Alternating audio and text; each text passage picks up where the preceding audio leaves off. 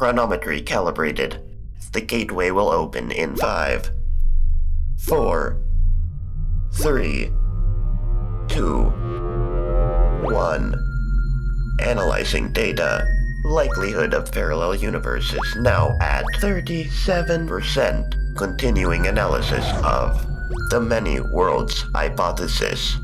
Normally, I have an intro planned out for these before we start recording, but I couldn't think of anything. Fortunately, I happened to hit Stephen King with my car, and he's recuperating in my guest room, so he'll have something for me shortly.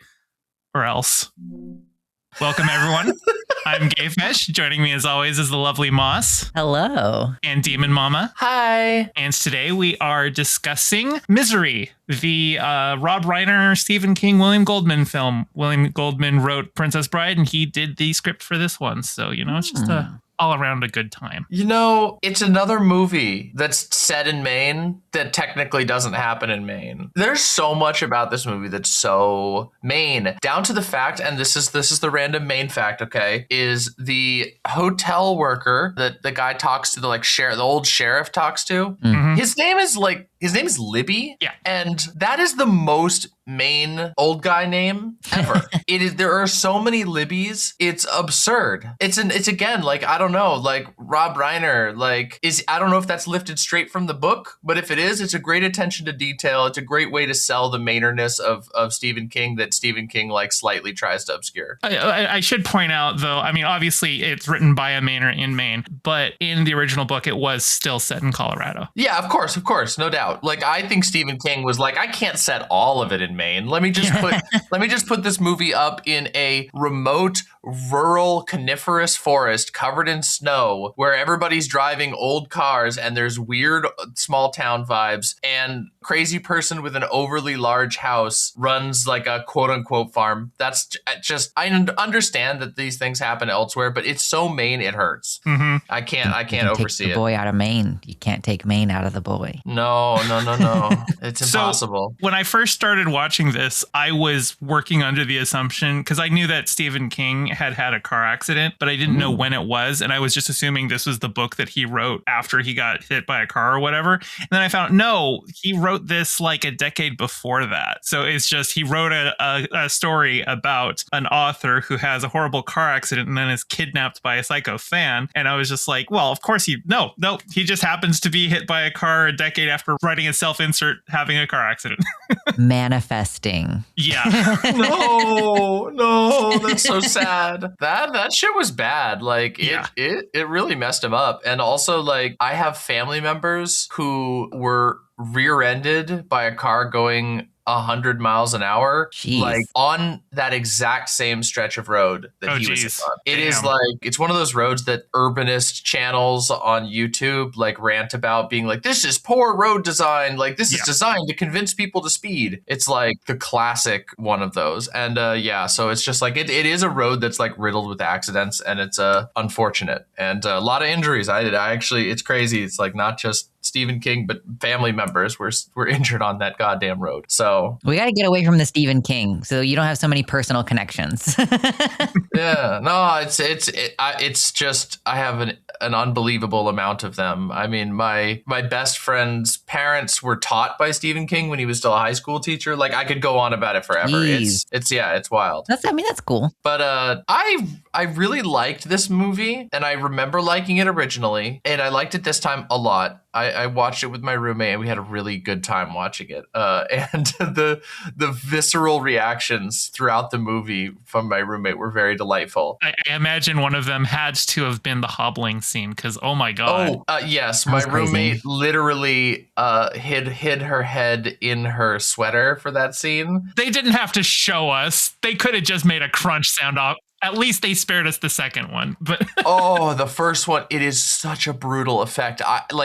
There were numerous points in this movie. For those who don't know, here's a little personal TMI. Late last year, I fell down the stairs and functionally broke both my ankles. I broke one ankle and I absolutely destroyed the ligament on the other ankle. It was incredibly stupid and embarrassing, and a very dumb mistake that I made while sleep-addled and trying to get down to the door. And was very dumb. It hurt like shit. And there's this scene, there's so many scenes in this movie where I could feel the phantom pains in my ankles just from everything that this guy was going through. Like, I don't know who or how much research they did or who had to experience this type of pain to like replicate it, but good God, that the hobbling scene was one where it was like, oh Jesus, but the scene where they like reveal his like fucked up legs, and I'm like, oh man, I know that feeling. It sucks. They looked so good that like, oh my God, I was wondering, I'm like, are those like is that just makeup on his legs, or do they have like fake legs and his legs are like prosthetics? Hiding under. But then there's like scenes where when he falls out of bed and it's the same makeup on his legs. So those were his legs. They did a really good job making them look properly broke. I was like, that man's not walking again. That's what I thought when I first saw him. So yeah, I really like this movie. But I will say, weirdly enough, despite all of that upfront praise, I think this might be like maybe my least favorite that we've done so far. And that's not like a low rating. You know what I mean? No, they're all good. They've all been great. Yeah. It's just been like, I guess I enjoyed it slightly less, which is kind of strange. I'll talk about that more, but I want to hear y'all's first impressions. Yeah, I mean, it was exciting. I really am finding that the movies that I enjoy the most are these ones with these really tight cast, where it's like heavily reliant on their performances. So like something that I really liked about this movie was the physicality of it. Like, you know, we're talking about his injuries and everything. And it's like, yes, the prosthetics were good, but also all of the performance of being injured and like all of the like trying to navigate that, like all of those little kind of moments made it feel so grounded and so real. Like when he's trying to reach down for the hairpin on the floor, I guess there's 2 times in that one scene. But initially I was like, we've all been there in that situation where you're like, I'm like in pain, or I just don't want to get out of bed and I'm trying to reach for something. And like, yeah, all of this, like having to heft himself around and like sweating, all of that felt just so visceral. And it lent to this whole sense of like, you know, the ticking clock in some scenes or just the desperation of the situation. So I wouldn't say that it was like my favorite of the ones that we've watched. I mean,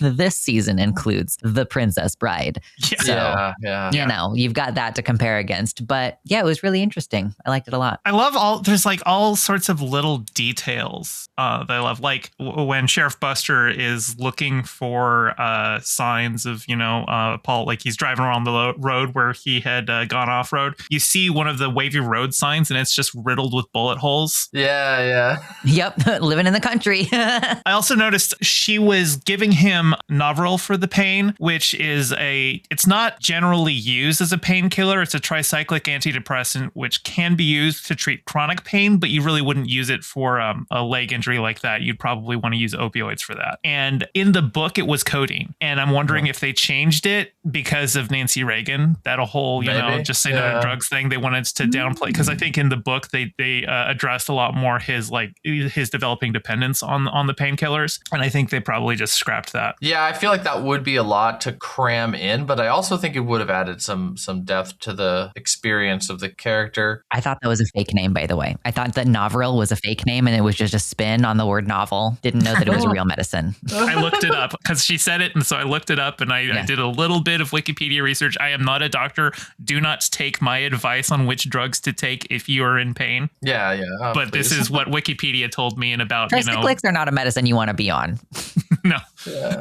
Well, you know, we're in the big 2-6 now, so you know everybody's getting their medical information from podcasters, and if it comes down to podcasters versus like Anthropic's Claude or whatever, that's going to be like, yes, you need to take this medication in this stack. A nice healthy mountain of cocaine. Just yes, there you go. That'll get you through. Yeah, worked for Stephen King. Oh, for a while. Okay, so there's a lot of details I love about this movie. I also really love the parts where like the Rob Reiner comedy aspects still come through in this movie that is like so tense and miserable. The most like apparent example to me is in the dynamic between the sheriff and his secretary/wife. Deputy/wife, mind you. Deputy/wife. Sorry. Thank you. I committed a bad, but their relationship is so funny, and like the scene in the beginning where where she's like trying to do, she's like, let me give you a roadhead, honey. He's just like, I gotta focus on the job. I'm on the job. I'm when you're in this car, you're not my wife, you're my deputy.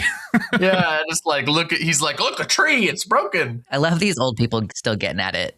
Like, yeah. I feel bad that like when he dies, that's just the end of the story. There's no follow up with his wife or anything like that. Yeah, that's one of the things that like I dock this movie for, I guess, in why I said it's like my least favorite of the ones we've watched, is there's a couple of points where I'm just like, this doesn't feel completed, or it feels like it's kind of rushing a little. That's one of them, like the sheriff storyline. It's hard for me to not compare it to Twin Peaks, because there is a ton of like Twin Peaks energy with the sheriff character, like the way that they go about, like it's like a very like poor way of solving mysteries, and it's like, oh yeah, their heart's in the right place, but they're like inexperienced and in the middle of nowhere. But there's just so much, like in Twin Peaks, there's like so much depth to this, like to the like different characters that you get. And this guy, we see his relationship with his wife, which is great, but we don't really have much resolution. It kind of just disappears out of the story suddenly, and then we never see any follow-up, and it's a bummer. Yeah, I feel like there's a lack of resolution in this story in general. Like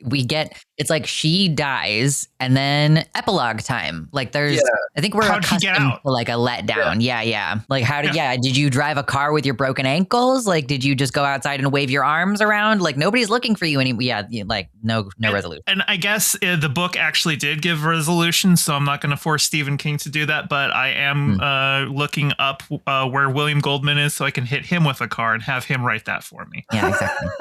Oh my God. While we're still talking about the sheriff, he was played by Richard Farnsworth, who is probably the nicest old man I have ever seen in cinema. He played Matthew Cuthbert in the 1985 Anne of Green Gables miniseries, which is a great miniseries. I grew up watching that a whole bunch. Was it Megan Follow? Was that her name? She was one of my early crushes. Megan Follows. Matthew Cuthbert was like her kind of father figure. And he basically played the same kind of a role. Just, here's this nice old man who's, in a position of authority, but like you absolutely trust him. And I even put a note. I'm like, if this is propaganda, this is really good propaganda, because I really like this guy. Yeah. Imagine a cop actually tries to do his job.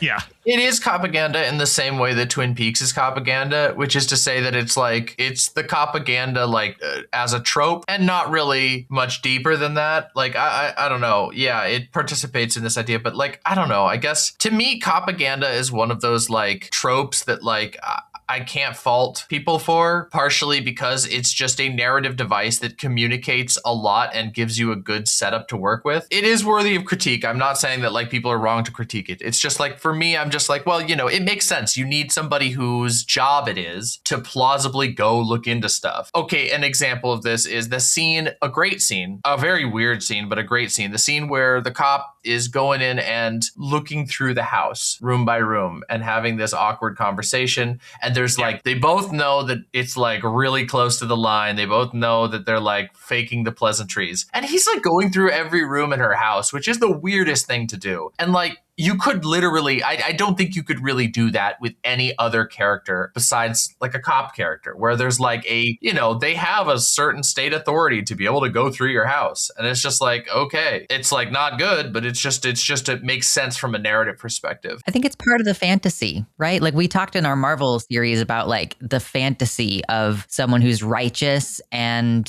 who is doing the right thing, who can be trusted to do the right thing. And honestly, I kind of think that white people especially have just kind of engaged in that fantasy fully in real life. Like, this, being in the like 80s. Yeah. And someone like Stephen King writing this, it's like, white people do think that cops are on their side because they usually are. Yeah, I mean, I think there's some truth to that. Like, I think there's some part to that, to like what you're saying there, that there is a racial politics element to it.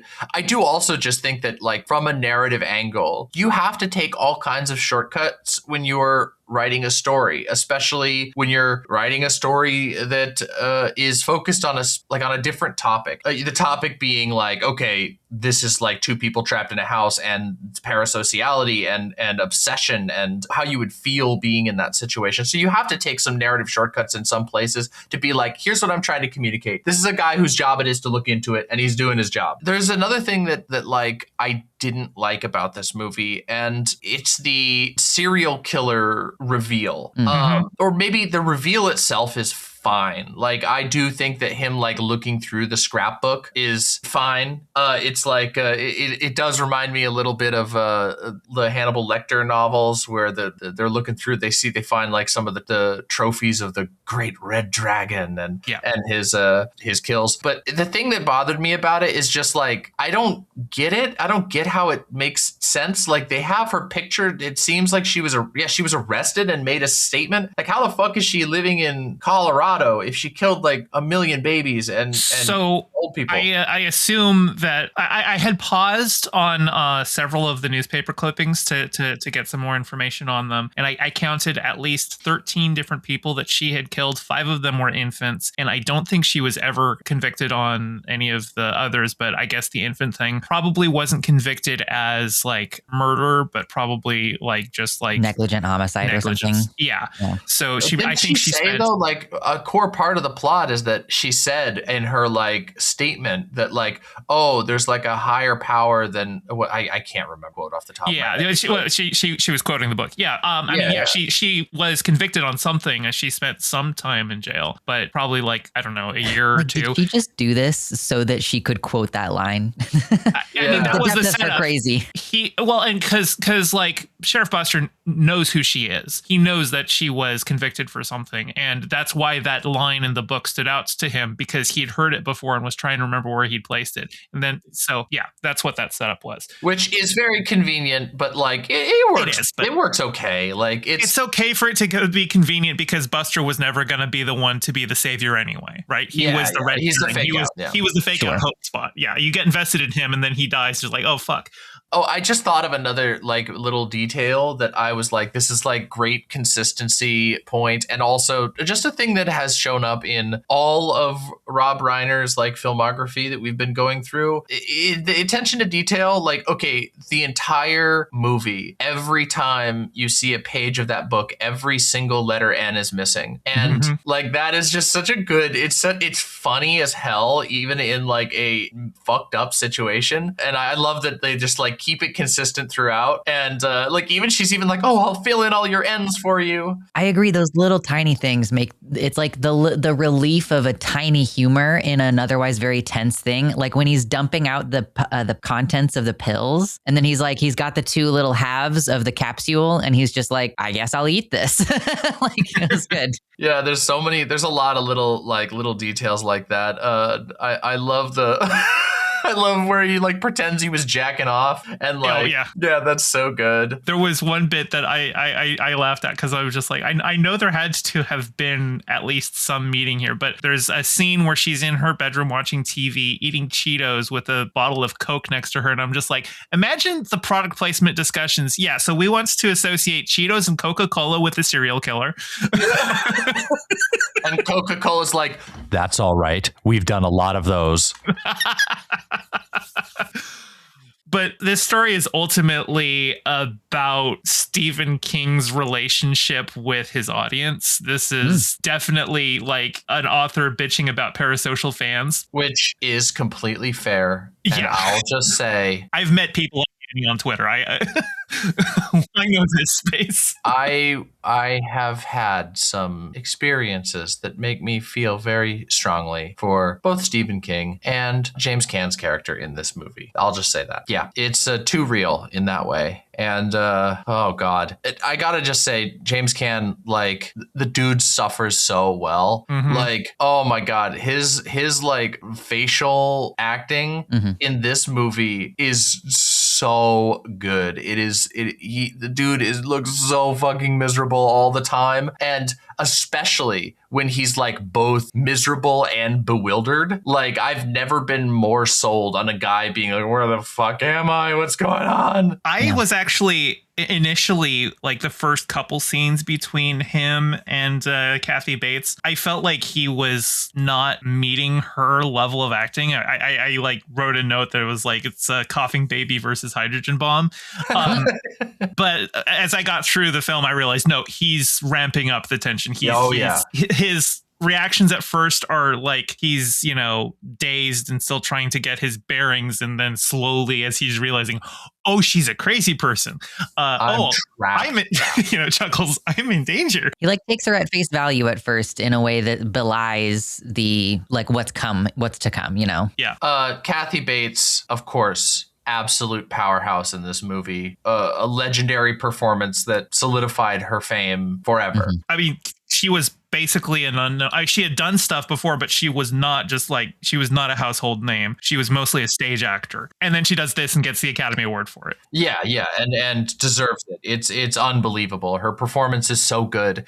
And like, not just in a scary way, like the awkwardness of so many of the interactions there's a type of like primordial cringe that is completely, you know, everybody's always talking about cringe. You know, I would argue that like cringe is like, to me, it seems like one of the defining social fears of like the current moment, and like perhaps like a generation, where it's like, dear God, anything but being cringe. And it's like, well, okay, like you do have to kill the part of you that cringes, but this is like a different type. This is not that type of internet cringe. This is like a type of just like, oh God, like the just, oh, I spilled the soup. Like, how could you ever forgive me, to instantaneous rage where you're just like, oh man, like I can't, like it's embarrassing. It's scary. If you've ever experienced anything like that, where like someone just has lost total control of their emotions and are lashing out at everyone around them in a way that's like embarrassing for them, but they can't realize it because they're too much in the moment. Like, it's a lot. And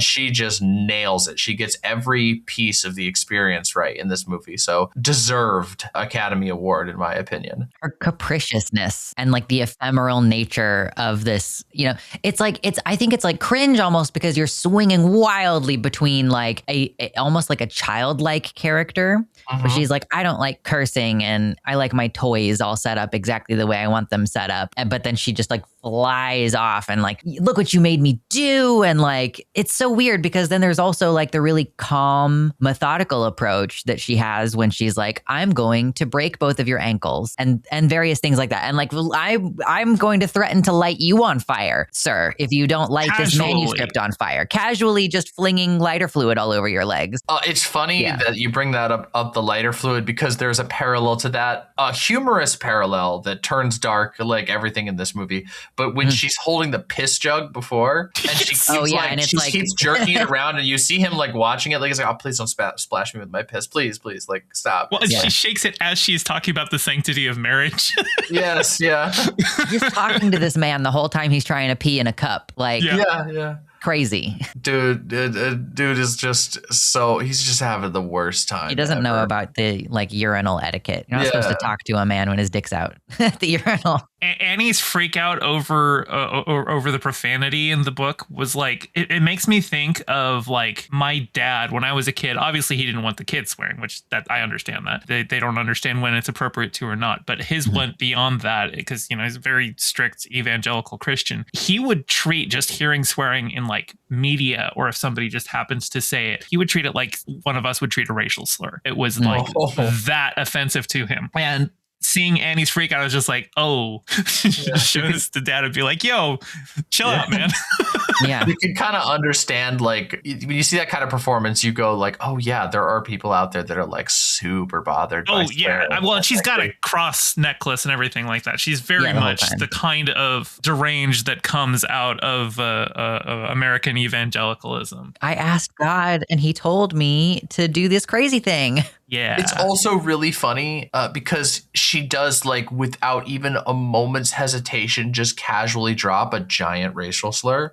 That's the funniest line in the whole movie. Wait, did I miss it? She's comparing Paul's work to the Sistine Chapel, but she can't remember the name of the Sistine Chapel. And she says, what's that ceiling that Dago painted? Yeah. Oh. And she just says it out of nowhere.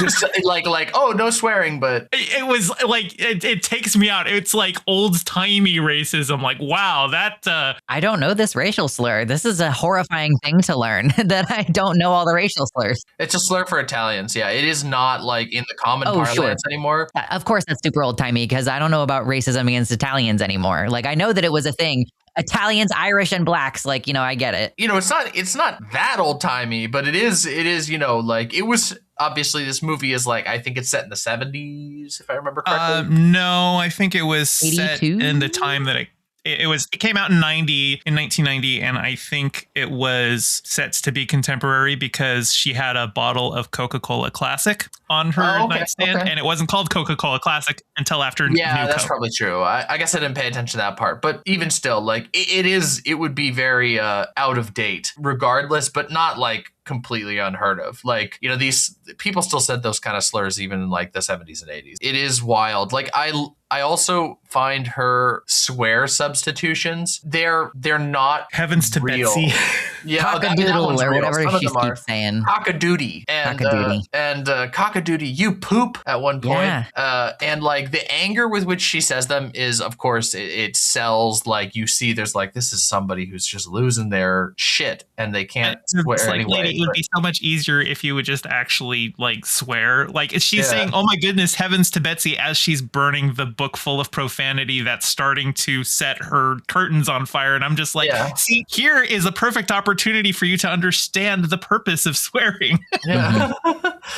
And it's like none of the swears that she says really, I mean, a few of them, like the heavens to Betsy, are like real swear substitutions, but they are absolutely in the spirit of them. Like, I've never heard anybody say, you cock-a-doodie. I've never heard anybody say, oh, you little dirty birdie. You're a lying dirty birdie. I've never heard anybody say anything like that. However, having grown up in an extremely Christian environment, the swear substitutions were horrible and an unbelievable level of just embarrassing to even say them. And I think that's obviously part of the point, is that the idea is that you're supposed to be like, I'm not going to say anything negative at all. My dad didn't even like swear substitutions. Like, if you use swear substitutions, he wouldn't be as mad, but he'd be like, don't say that. There was a huge period of my life where my mom was the same way, where she was like, she didn't like us saying crap. There was she tried to sell us on this did not last very long. This period was very short, thankfully. But there was a period where she tried to sell us on the word craj instead of crap. And I was just like, what? That's not even like, exactly. It's like cock-a-doodie, where you're just like, this is what I mean. It's childish. Yeah. Obviously, I wasn't going to say what the hell, because that's a swear word in that context, even though we talked about hell all the time as Christians. But Dad wouldn't let me say what the heck either. So then I switched to just what the and leave the last word off. And then he would yell at me for that. Oh, no. And it was just like, dude, sometimes you have to have an exclamation. Honestly, I love a lot of the variations on goddammit. Like dadgummit is one of my favorite ones. There's a really good Calvin and Hobbes comic that like pokes fun at that, at like the swear substitutions. The setup is basically that, Calvin is in bed with Hobbes, and he's sitting there waiting. He's waiting for Christmas morning, and he hears his dad, and then it cuts down to his dad, and his dad like stubs his toe really hard, and he has this gigantic paragraph of fake expletives that are very funny, and there's like a rhythm and poetry to them, and then it just cuts back to Calvin going, Santa has quite a colorful vocabulary, and then like Hobbes is like, I'll say, and it's just like it's a very good like setup and punchline, and you poop, the insult that has absolutely no punch behind it, but the tone that makes you go, this person might kill me. I'm looking through some of my notes, and at the end, when the waitress shows up and he like hallucinates her as Annie, and then she tells him she's his number one fan, I just wrote in the notes, kill her now, Paul. Oh no. Take the knife, get her. Gotta nip this one in the bud. Like, was that phrase always cringe, or did this type of movie make it cringe? Like, I can't imagine telling someone I'm your number one fan. It's always cringe. I guess it's kind of about the inherent cringe fringe of parasociality. Yeah, I mean, for sure. I think, I mean, it's not an unheard of topic to like be delved into. Obviously, like the conversation around parasociality has evolved significantly in the internet age because it's so prevalent. And the access is a lot more than it was back in the day. Oh, yeah. So, like, there's like the amount of people that would experience that type of parasocial relationship was so much lower in the past because just, there was no internet that could make anyone, like any random person, achieve the like concept of celebrity in the eyes of other people. Where right now it's like, I mean, I've witnessed and heard and experienced in real life, not even online, like people getting so weird. It's like, oh, well, this person has a lot of followers on Twitter. Like that means they're like famous or whatever. And it's just like, and acting weird about it. And it's just like, oh, like we're in a very parasocial era. And so, yeah, I mean, it's definitely like, I mean, the term was invented, I think, in the 50s originally. Yeah, it was to describe the relationship people felt with, actors and newscasters. Yeah. TV show hosts and things like that. And there's that movie with the King of Comedy. That's the one I was thinking of. The movie that's basically the same plot as the Joker. You mean the Joker is the same plot as the King of Comedy? Sorry, yes. Like let's get the order of operations correct. I didn't mean to get the order of operations is incorrect there. But yes, it's the other way around. But yeah, and I mean, De Niro's in the movie. He's in the Joker as well. He is playing, so he's playing the reverse role. Yeah, so it's a topic that's definitely been delved into and was even delved into, long before this movie, but not quite as common and omnipresent. It's really interesting that Galaxy Quest and Misery exist on opposite ends of a spectrum of extremes. Because like I feel like Galaxy Quest is about how that intense obsessive photographic memory kind of parasociality can be a good thing. And on this opposite end with Misery, it's like, it's the same level of like obsessiveness where she's like, oh, okay, so this is pre-internet, right? So every interview that she's read is like, and you can't watch television after the fact. So she's like, I watched this interview when it was live, or I read that article when it came out. So in addition to all the books she's reading as they come out, she's got her finger on the pulse about that. But she's also like, I know where he went to school. I know what he majored in. She starts rattling off all this detail, which totally makes you seem normal and well-adjusted to the police officer. Yeah, so it's just kind of like it's two different approaches to the same subject, which I'm finding that interesting on reflection. Do we think because I don't remember exactly like if she was always in this town or if this is where she moved after she got out of, like I knew she mentioned witness stand in Denver, so she's always in Colorado, but I'm almost wondering if she bought this property because she knew it was near where he wrote his books. Probably. It could be. I mean, although I do believe one of the news clippings was about like her husband falling to their death. Yeah, it was her dad. Oh, it was her dad. Okay. She actually, the first couple people she killed, she pushed them downstairs. I did get the impression that she moved to the small town to escape the previous. So like when you said earlier that Buster knew who she was, I'm like, I didn't get the impression, like aside from just in passing, like, oh, I know that lady, she lives in our town. I didn't think that he knew about her past until he delved into the library, which great scene, by the way, just for me personally. I love a little rifling through books at the library scene. That's great. Yeah, it's epic. It's good. It's so analog. And it's like it's a scene that you don't get to see in movies all that much unless they're doing a period piece, just because it's not how you do a Google search.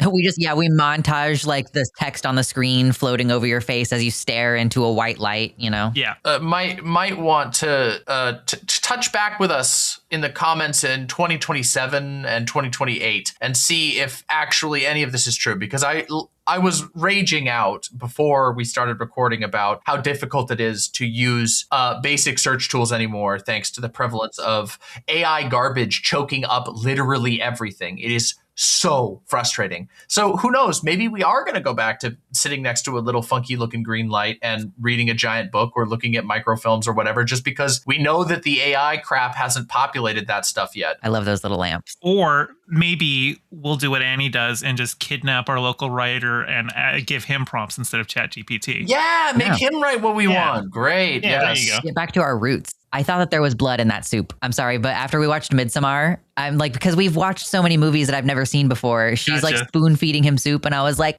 there's period blood in it. I don't think she would do that. I don't think there was, but I definitely thought it. She could do that. I think she's capable. That was of tomato it, soup. Yeah, but I do think she's capable of that. Sure, I just don't think that's her variety. It would have been too crazy. early in the crazy. You know, we needed to let the crazy ramp up a little bit. Something that works very well about this movie is its very upfront subversion of horror movie tropes. You don't have a last girl, you have one guy who is completely incapacitated for almost the entire movie and is clearly overpowered, like both physically and mentally, and in this case socially, because he's cut off from the rest of his social network, and none of them could really figure out where the hell he went. So there's this incredible disempowerment that is present throughout the entire movie that adds so much. Like there's, you know, like I said, James Caan sells it very well. There's so many moments in this movie where you see him, he's like, oh my God, how do I even get through this what should be a normal conversation? Because this person could literally kill me at any moment, and there's nothing I could do about it. I'm completely, almost completely immobile. I have no tools.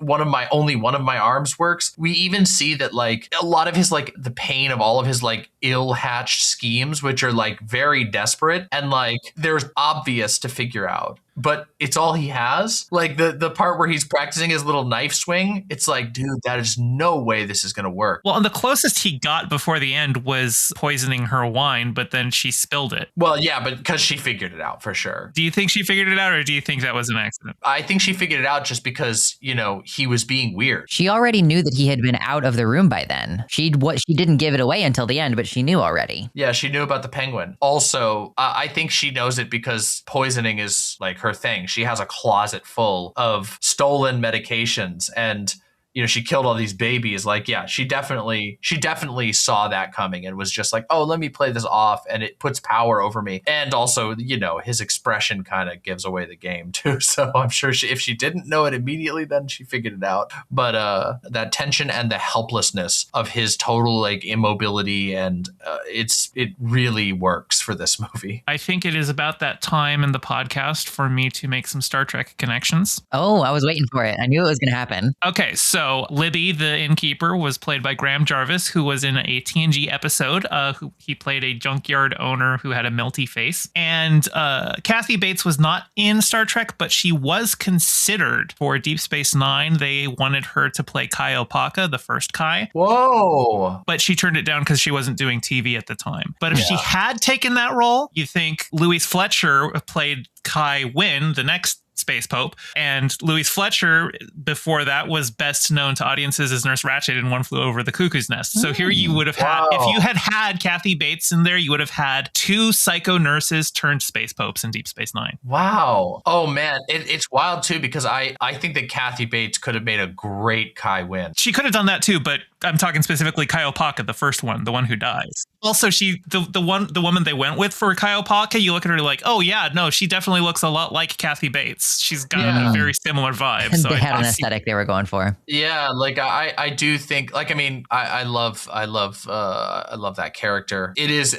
the reason why I said Kai Wynn specifically is because I'm thinking like, oh man, the manipulativeness and the passive aggression, like on display in this movie would have worked perfect for that role. And also the religious obsession, like which we see in this movie, which is a very like it's an interesting dynamic and a portrayal of the way that people like bend religion to like fold into their own personal narratives, where it's like, this is not like some kind of godly, humble person. This is someone who has subdued God into their fantasy about Misery Chastain. And it's just like, it's wild. I do like that aspect of the movie. I thought that it was really interesting, like the number of different ways that Paul tried to weasel his way out of the situation. Mm-hmm. Like as far as manipulating her or trying to manipulate her. And I only watched it once, so I'd like to go back and watch it again to kind of get the like, oh, well, she knows you've been out of the room by this point. So this is like, she's aware now that you're manipulating her. But he tries to be sweet for her. He tries to do what she wants him to do. He tries to loop her in on the process and flatter her. So he does everything he's supposed to do. And then she breaks his fucking ankles. And then he's like, openly, I'm just going to flip you off now because there's clearly nothing I can do in this situation to get me out of it or get me in your good graces. Like that she is fundamentally irrational, and it takes him a while to like really deeply grasp that the only way out of this situation is to kill her. Yeah. And also just like to become genuinely manipulative himself in order as a survival mechanism, as opposed to just being like, oh yeah, I'm lying right now. The burning the last page, he literally says, I learned it from you. So I learned it from you. I learned it from you. Yeah. And something that I wanted to talk about is the epilogue, which I both love and hate. It does feel kind of just like a very abrupt end to the movie that's a little bit unsatisfying. However, the very last moment when he sees her coming, and then the lady, the hostess or whatever she is like, yeah, I'm your biggest fan. I'm your number one fan. And then it's like his face, and you just sort of see like all happiness and joy drain out of his face for just a moment before the movie fades to the credits. That works really well for me. There is like, I don't know, it's that like 1,000-yard stare of just like, oh dear God, I'm never gonna escape this crap. Also, like, apparently you didn't read about what happened to me because why are you saying this to me right now? It's been a year and a half. You should have heard about this. We don't know how much he was open about what happened. That's true. He was just missing, and that could be the public story. He does turn down the idea of like making it into a story for money. He even says that he didn't write his newest book for accolades, or even though he's getting them. He's like, it's very nice, but I wrote this for me, which is the healthiest way to write. Absolutely. I do think that I can't help but feel like that's a little bit of a Stephen King self-insert moment, pat on the back, being like, I wrote this one for me, and, it's still winning all the awards. Mm-hmm. I mean, obviously, Stephen King wrote it for himself. He was expressing his feelings on his parasocial fandom. Yeah, no doubt, which I'm sure, I mean, again, firsthand, I could tell you is very intense. The Stephen King tours is a real thing up in Maine, and they're quite embarrassing in my opinion. Not that you want to see some of these locations, but the fact that there's a like entire cottage industry of people with like crappily painted vans that go and drive you around and go, and this is where Stephen King got hit by a car, and this is where Stephen King used to buy his nails when he needed to do a project. See, this is kind of when I'm like, I want there to like, okay, so I'm like an anarchist, but like I think socialism is a reasonable step in the right direction. Like in the socialist utopia, I don't think that should be legal. I think we should not let you profit off of exploiting someone's parasociality.